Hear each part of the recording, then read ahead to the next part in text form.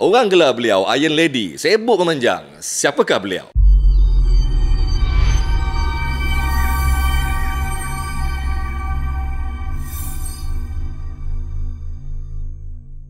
Alhamdulillah, tuan-tuan, alhamdulillah malam ni saya dapat bersama dengan seorang yang tadi saya gelar sebagai Iron Lady kan, Iron Lady. Bukan saya gelar, orang gelar. Sebab beliau seorang wanita yang saya kira macam ramai yang tadi pun saya on the way ke sini mereka kata, "Hei Datuk Suraya." Seorang yang mereka kata bila masa dia rehat ni kan. Sana sini kan, kerja sampai tak henti kan. Dan beliau seorang yang saya kira amat berpengalaman dalam bidang politik, seorang yang bukan calang-calang dalam bidang politik tanah air, terutama di negeri Kedah. Dan hari ini saya dapat bersama dengan seorang yang sangat-sangat sibuk. Tak tahulah buat sibuk ke sibuk sungguh ke, tapi sampai orang kata bila masa dia rehat ni kan. Bersama dengan beliau Datuk Suraya Yaakob, calon bagi Parlimen P011 Parlimen Pendang dan antara 4 calon wanita Iron Lady juga di Kedah. Assalamualaikum Datuk. Waalaikumsalam. Terima kasih for a very good introduction. Okey, tapi memang nampak dia punya ceria walaupun tak tahulah apa nama tadi saya Datuk. Ini bukan saya sengaja buat cerita. Memang tadi masa on the way pun sahabat-sahabat bagi tahu. Datuk Suraya ni bila masa dia rehat ni. Ini bukan cerita pasal PRU ni. Sebelum ni pun mereka kata bila masa dia rehat, kadang-kadang kalau on the way tu pun bila masa dia turun buang air semua kan. Entah kata mereka kan. Jadi tapi saya nampak ceria, nampak masih lagi orang kata apa macam nak darah lah. Terima kasih. Okey. So Datuk sihat? Sihat, alhamdulillah. Saya sedang enjoying my moment. Enjoying the moment. Yes. Yalah, orang kata peluang yang datang bukan selalu. Yes, kan? Betul. Dan kali ini di Parlimen pula. Selepas 20 tahun, 4 penggal sebagai calon DUN. Untuk pertama kalinya dinaikkan ke satu tahap yang saya tunggu-tunggu dan nanti-nantikan. Dan I will make the most lah of this opportunity. Ya, sebab bukan semua orang dapat merasai peluang sebegitu. Dan ada orang yang tiba-tiba baru saja join politik dapat bertanding Parlimen. Datuk 20 tahun adun ni memang bertatih ni. Betul. Kan? Bertatih sungguh ni. Sabar yang panjang. Kesabaran yang berbalas kali ni. Tapi ada cerita lepas ni. Sebab saya rasa walaupun sabar, walaupun tertebus impian itu, tapi cabaran yang saya kira saya sendiri bila dibuat secara matematiknya, sengit sungguh ni. Dan sukar sebenarnya Datuk. Jadi Datuk mungkin boleh share dulu perasaan yang pertama lah. Dan juga mungkin perubahan hidup dalam tempoh 2 minggu sebelum menjelangnya tempoh pembuangan undi ni. Bagaimanakah keadaan Datuk sekarang ni? Saya tak nampak Tak apa tu. Saya tak nampak pun perbezaan daripada kebiasaannya. Saya hanya menjalankan tugas seperti yang saya buat 4 tahun yang lepas. Meneruskan kerja, berjumpa dengan rakyat, menyelesaikan masalah mereka, dan pada masa yang sama enjoying myself lah. Saya suka enjoy myself. Itu maksudnya merasa gembira dalam kerja tersebut. Jadi kalau saya memang suka berbasikal, saya berbasikal juga. Teruskan juga, tak ada masalah. Macam hari ni saya pergi rumah ke rumah, saya pergi kedai ke kedai, menaiki basikal. Berkempen dengan hobi yang ada. Kalau time saya nak run, saya akan run, say 5-6 kilometer. Sambil-sambil run patutlah. Dan sambil-sambil jangan kita berhenti buat apa yang kita suka. Sambil-sambil menyelesaikan kerja-kerja yang sepatutnya lah. Orang tak apa, jangan sampai terlampau sibuk sampaikan apa yang diminati dibuang. So you tak boleh enjoy yourself. Betul. Saya suka dengan falsafah ni, dengan prinsip ini. Okey Datuk. Tapi Datuk, okeylah, kita kembali pada topik sebenarnya, topik PRU 15. Dan pada kali ini dalam Parlimen P11 Parlimen Pendang ni, saya sempatlah meneliti data dan juga statistik yang ada sebelum ni. Tapi tak apa, kita akan pergi selepas ni. Cuma Datuk, kali ini Datuk akan bertanding dengan 3 lagi calon yang lain, iaitu Datuk Awang Hashim penyandang dari PAS dan juga PN, Datuk Zulkifli dari PH, Rashid Yop dari Pejuang. Yang mana kerusi Parlimen Pendang ni memang pada PRU 13 dimenangi oleh calon PAS, iaitu Datuk Awang Hashim sendiri. Tetapi sebelum itu PRU 13 ialah milik BN, tetapi PAS merampas pada PRU 14. Adakah Datuk rasa rampasan itu berlaku kerana gelombang ketika itu atau bagaimana tu? Saya calon Barisan Nasional pada masa tersebut adalah incumbent yang sama, Datuk Wira Osman Abdul. Betul. Dan kita agak terkejut dengan kekalahan beliau kerana beliau adalah orang yang dah pegang ataupun dah jadi ahli parlimen 5 penggal sebenarnya. Sebelum tu dia berehat sekejap 2 penggal dan dia masuk kembali. Very senior. Dan very senior, very seasoned politician. Dan beliau pernah mengalahkan Mak Sabu sendiri di Pendang pada PRU 13 sendiri. Di Pendang. Okey. Dan apabila beliau kalah pada PRU 14, ia satu tamparan yang hebat kepada UMNO. Ini bukan kekalahan biasa bagi UMNO dan menunjukkan bahawa gelombang menentang isu nasional sangat besar pada masa itu. Yang mungkin yang tidak boleh ditangani oleh calon-calon biasa pun ataupun calon luar biasa seperti Datuk Wira Osman Abdul. Maksudnya kalau siapa-siapa je bertanding atas tiket Barisan Nasional pada masa itu memang akan kalah. Tetapi okey Datuk. Jadi disebabkan itulah kita selepas kita dah kalah PRU 14 2018 saya bertekadlah untuk menyediakan tapak yang kuat bagi memastikan kita menang kembali pada PRU 15. Okey. Tadi tu yang tetapi tu. Tetapi gelombang ketika PRU 14 lebih terarah kepada memenangkan PH ketika itu. Kita lihat Malaysia ditawan oleh PH ketika itu dan tumbangnya BN di hampir banyak tempat. Tapi di Parlimen Pendang sebaliknya berlaku PAS yang menang. Sebab tradisionalnya memang dua parti yang kuat di sini adalah PAS dan UMNO sahaja. Undi UMNO ditarik oleh PH pada masa tersebut. PH masa itu dan juga dengan gelombang PPBM yang diterajui oleh Tun Mahathir sendiri. Saya rasa Pendang tempat asal Tun Mahathir bertanding dulu. Pendang ni nama Alustar Selatan. Tun Mahathir pernah bertanding pada tahun 1969. Dulu. Ramai saluran 1 tu kebanyakannya pernah mengundi Tun Mahathir. Masih ada lagi? Ada yang ada. Ya, walaupun kalau tak pergi mengundi pun dia masih boleh bercakap mengenai Tun Mahathir. Keluarganya masih bercakap. Ada perumahan yang dimulakan oleh Tun Mahathir di sini. Jadi sentimen Tun Mahathir memainkan peranan yang agak besar. Tetapi pada masa PRU 14 tu, walaupun kita tahu Tun Mahathir ada nama besar, kita tak sangka dia bawa gelombang sebegitu besar. Kita sangka dia bawa gelombang besar untuk pengundi muda. Tetapi sebenarnya pengundi lama ni pun tertarik dan terpesong juga dengan pengaruh Tun Mahathir pada masa itu. Pada ketika itu. Kali ni? Saya rasa kita boleh bagi kali kedua tapi tidak kali ketiga. Pendirian prinsip. Iron Lady. Okey. Tapi Datuk, bercakap pasal tadi Datuk sebut pasal dua parti iaitu PAS dan BN yang sinonim dengan orang Pendang dan susah parti lain untuk masuk kecuali dua parti ini. Saya merujuk kepada fakta yang ada. Datuk sendiri ialah 20 tahun sebagai adun di Sungai Tiang. Cukup lama.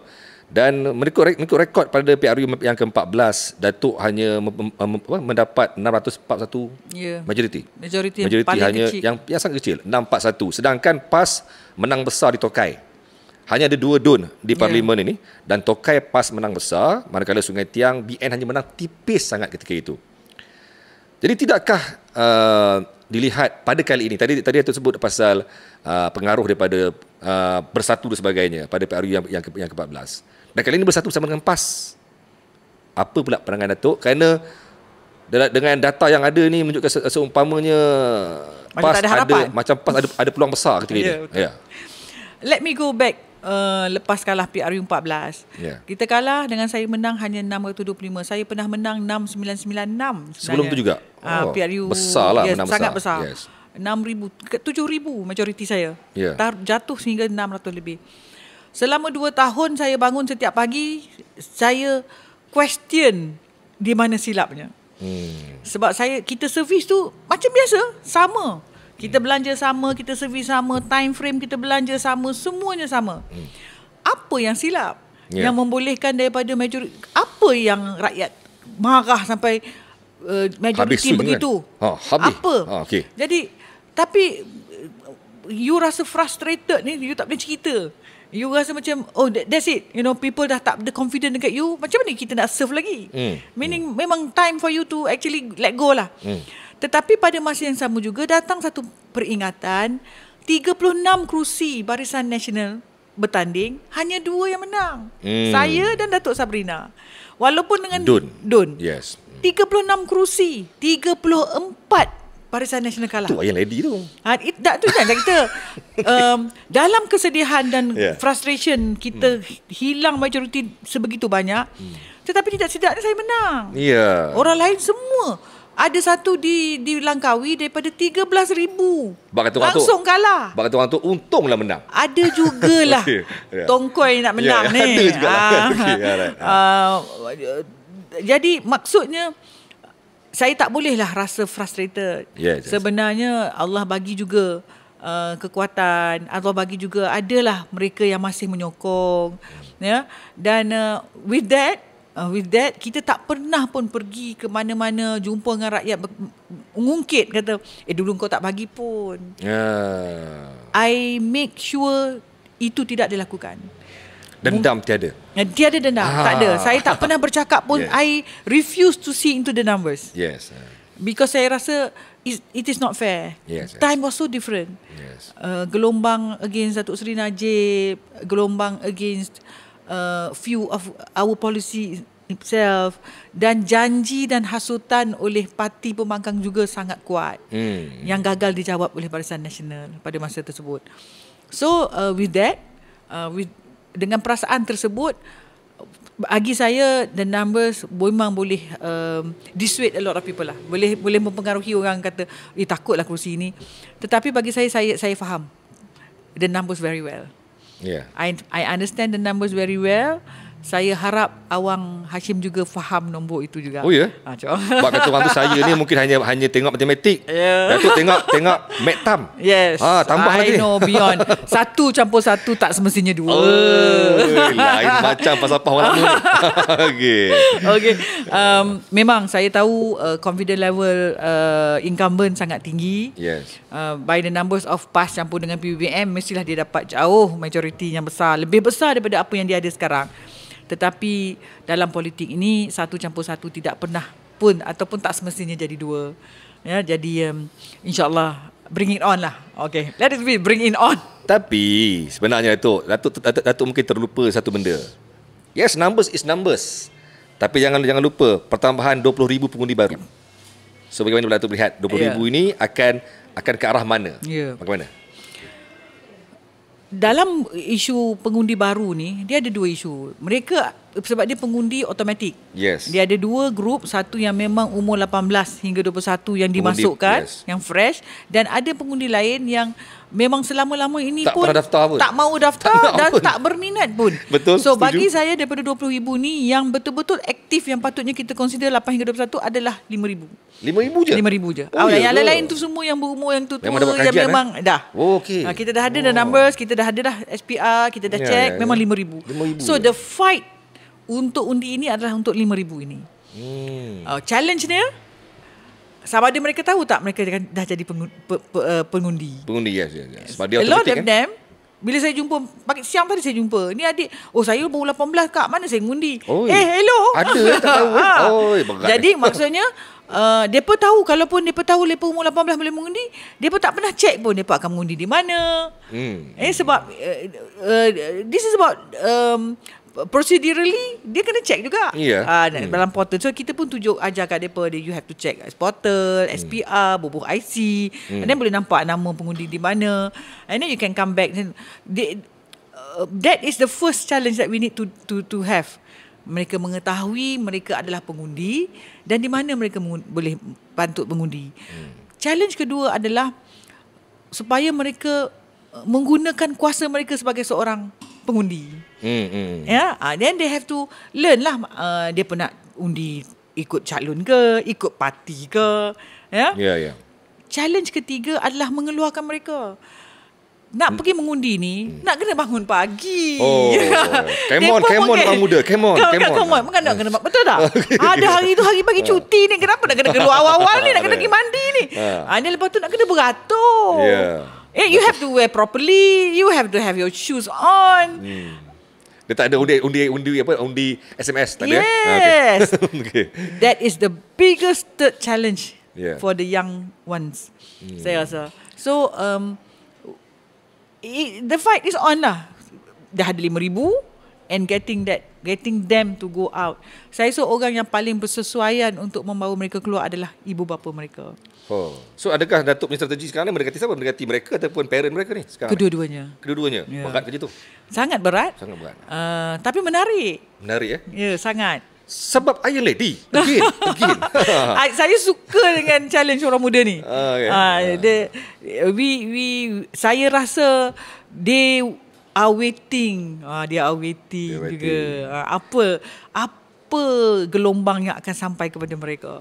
Di mana lebih ramai pengundi-pengundi muda ni? Sungai Tiang ataupun Tokai? Ataupun Tokai? Fair. Sama lebih kurang. Lebih kurang fair lah. Ada fair dan kita dah jumpa lah few, kita pun ada kenal kawan dia punya leader. So leaders ni yang patutnya encourage. Group muda ni more on groupie. Dia pun groupie macam zaman dulu. 60s pun groupie, sama sekarang pun groupie. Dia pun takkan buat bersendirian. Ya. Dia never a loner. Dia kena pegang balong dia kan. Ya. Jadi itu pun usaha-usahalah. Ya. Okey tu, tapi dikatakan bahawa Tokai antara kubu kuat PAS yang disebut-sebut sebagai antara lubuk undi untuk PAS. Kali ini macam mana tu? Tokai ni tak pernah beri menang daripada Merdeka. Tak pernah beri menang? Lama. Seperti Sungai Tiang tak pernah pun PAS menang sejak Merdeka. Ini kira janganlah syok sendiri. Ini kira Liverpool MU lah Tok ni. Liverpool MU ni. Okey, alright. Tapi ini tradisionalnya. Tradisinya begitu. Kita keluarga akan sentiasa menjadi, kalau keluarga tu UMNO, dia akan terus bawa influence UMNO tu dalam keluarga. Sama ada keluarga itu memegang jawatan, mungkin dia ada pekat dan tak pekat je lah kan. Saya cakap sikit kontroversi boleh? Tak apa, silakan, tak ada masalah. Kita open, tak ada masalah. Di Sungai Tiang ni rakyat faham peranan wakil rakyat. Rakyat expect wakil rakyat kena buat apa. The expectation is there. And there's a line yang very high for wakil rakyat untuk capai. Dan saya penuhilah. Sebab saya as time goes by 20 tahun kan kita memenuhi kehendak, expectation rakyat. Tetapi di Tokai, saya perasan rakyat di Tokai tidak ada expectation. Sungguh mengagumkan. Bagi mereka pilihan raya itu come and go.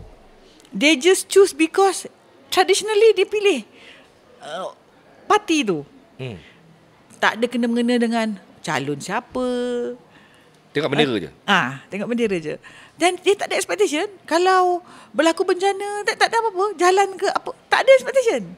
It's just ordinary day sahaja bagi mereka. Dan ini sungguh menyedihkan kerana mereka tidak dibimbing dengan perasaan bahawa mereka boleh bergantung kepada wakil rakyat. Dan wakil rakyat boleh mengubah kehidupan mereka. So apa Datuk buat sekarang ni? Sekarang ni we are teaching them, go and talk to Sungai Tiang punya people.